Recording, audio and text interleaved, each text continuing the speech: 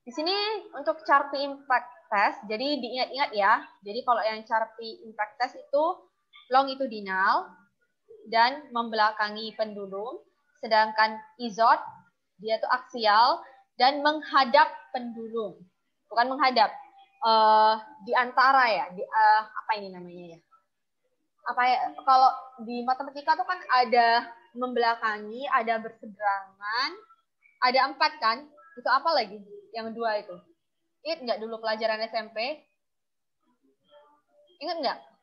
Dulu pelajaran SMP di matematika ada sudut yang ada sudut membelakangi, ada sudut yang berseberangan, ada lagi 2. Ada 4 jenis itu. Ingat nggak apa aja? Waktu SMP? Belajar itu kan? Belajar, Bu. Belajar kan? Nah, coba diulik-ulik kembali, diingat-ingat kembali itu. Jadi ini ya, kalau notch itu, notch-nya itu maksudnya adalah takian. Jadi kalau uji impact Charpy itu membelakangi, Charpy itu membelakangi pendulum, dan longitudinal, jadi ke samping. IZOT itu aksial ya, jadi memanjang, bawah, atas, bawah, dan di samping, pendulumnya di samping ini, notch-nya atau takiannya. Nah, untuk Charpy Impact Test tadi, posisinya dari energinya itu sebesar 300 Joule. Terus spesimennya horizontal tadi. Notch-nya face away from striker, berarti maksudnya dia membelakangi pendulumnya. Striker itu maksudnya pendulum, bebannya. Bebannya pendulum itu maksudnya kayak bola yang berayun itu loh. Atau kalian pernah melihat wrecking ball, bola penghancur, itu kan pendulum kan. Tahu nggak maksud saya? Saya memberikan bayangan analogi itu, paham nggak? Paham, Bu. Paham ya? Niko ini kenapa ini? Kok kurang kayaknya paham, sakit? Bu. Niko ini kenapa sakit? Kok rebahan kayaknya? Dia kacangnya nggak enak ya, Bu? Kacangnya nggak enak. Kacang. Kayak gosong. Kacang apa maksudnya ini, Noval?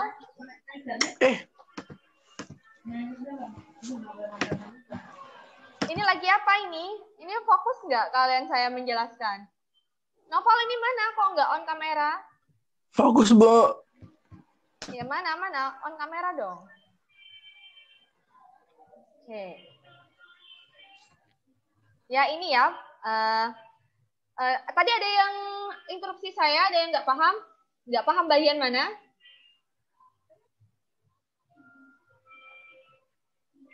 Pendulum tuh maksudnya kayak mana, Bu? Maksudnya pendulum. Benda kayak mana? Pendulum itu kayak bola yang digantung terus diayunkan. Kayak gini. Ya. Ini misalnya, ini satu ya. Ini misalnya bolanya, wrecking ball atau bola penghancur, biasanya untuk menghancurkan bangunan. Ini, terus dia gerak dari atas gini, terus dia bergerak gini, berayun. Oh. Itu maksudnya pendulum ya. Kalau kalian tetap nggak paham, coba cari di KBBI, Kamus Besar Bahasa Indonesia Online. Apa arti dari pendulum?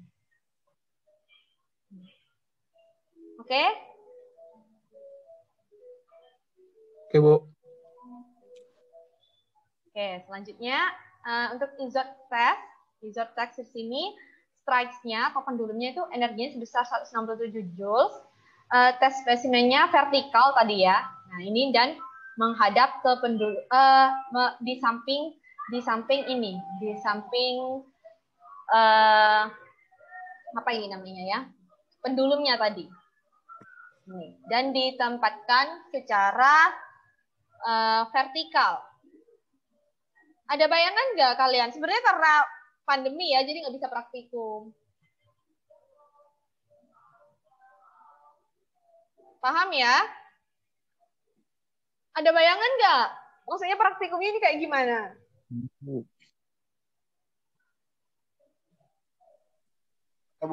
Ada bayangan nggak? Izin, Bu. Iya, iya, iya. Yang kayak di kartun-kartun kan. Kenapa? Ya, sama lah yang kayak bola-bola tadi Bu bilang itu. Iya, iya. Ya, ngerti saya Bu. Paham, paham. Paham ya? Maksudnya pendulum itu ya maksudnya beban ini. Mana tadi? Ini saya analogikan headset nih. Jadi ini bebannya. Ini bebannya. Kelihatan ya, ini bebannya. Pendulumnya dari sini. Nah, itu disesuaikan seberapa. Dan biasanya dimulai dari ini ya, 0 derajat. Terus dia berayun. Berayun. Nah, di sini bagian sininya ini adalah bagian dari spesimennya. Seperti itu. Paham ya? Jadi dari ini misalnya spesimennya, misalnya di sini isotest ya. Ini spesimennya. Terus ini pendulumnya. Nah, ini misalnya spesimennya, ini pendulumnya. Jadi dia menabrak ini. Diayunkan. Ada bayangan nggak? Ada, Bu. Ada, Bu. Ada ya, paham ya? Paham, Bu. Faktor yang mempengaruhi energi impact-nya tadi, energi impact-nya maksudnya yang dari loading-nya itu, loading pembebanannya itu, menerima beban, semakin ductile material, maka energi impact semakin besar. Jadi semakin ulet, tahu yang kemarin bedanya ulet sama getas, ductile dan apa kemarin itu, brittle, itu ya bedanya. Sudah tahu, kemarin sudah saya jelaskan, itu maka energi impact semakin besar.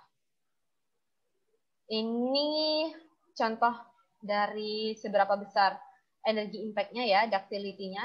Ductility-nya semakin besar, di sini 120, berarti komposisi dari karbonnya dia kecil.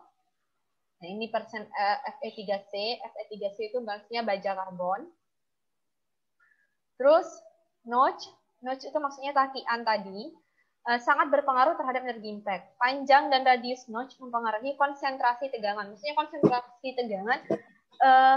tegangan yang diterima atau load atau beban yang diterima dalam satu takian, dalam satu daerah takian itu mempengaruhi.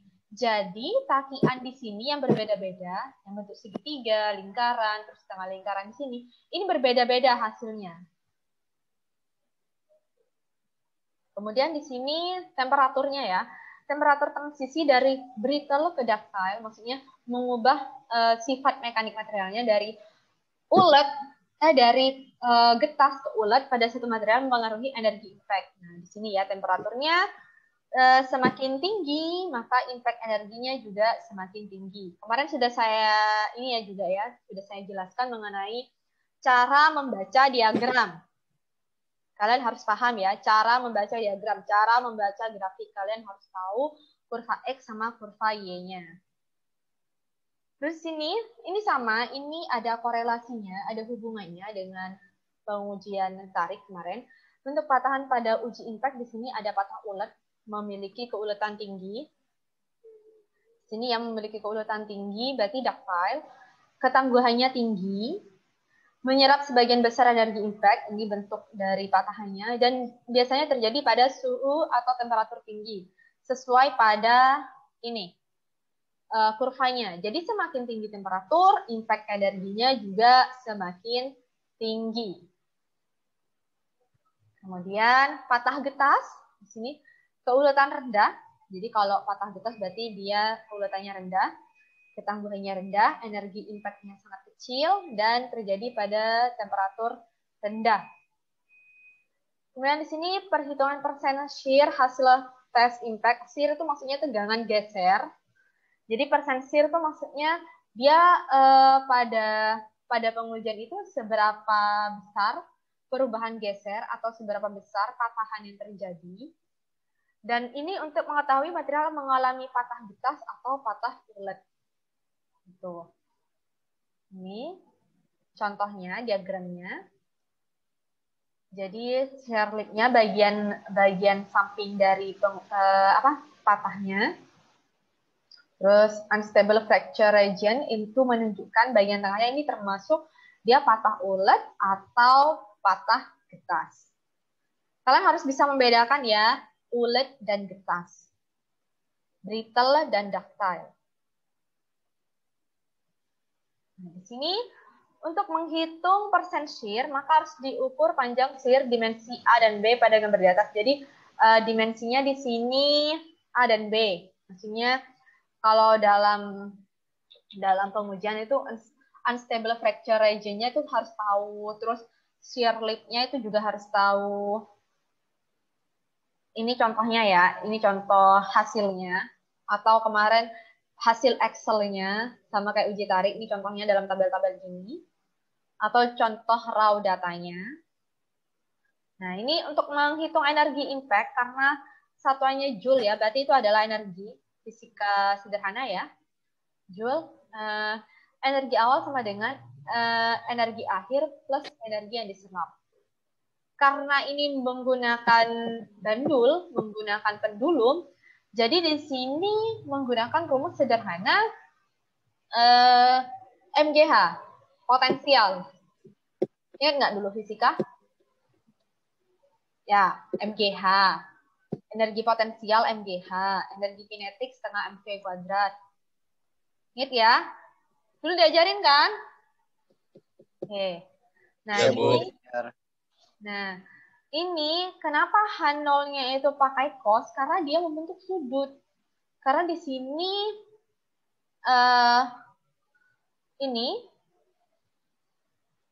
di sini dia membentuk sudut. Pendulumnya itu kan membentuk sudut. Dari H0-nya ke H1 sampai dia menyentuh atau memberikan beban pada materialnya. Kemudian, nah ini latihan soalnya ya. Jadi di sini kan menghitung energi impact sudah diketahui. Awalnya berapa, M-nya berapa. Di sini mencari apa nih? Satu material diuji impact sebanyak 5 kali.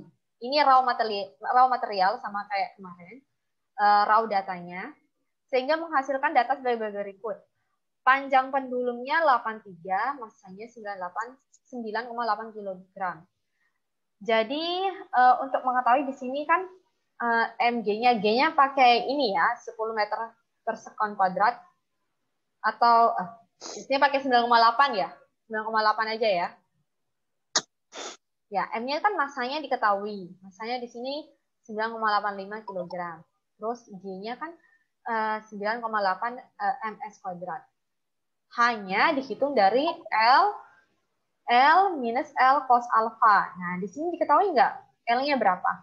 Panjangnya yang awal ini, 55. Alfanya segini. Ya kan?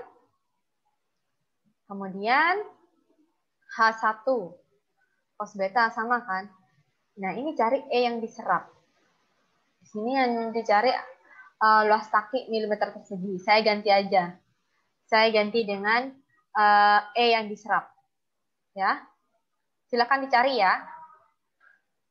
Luas taki yang terakhir ini. Halo?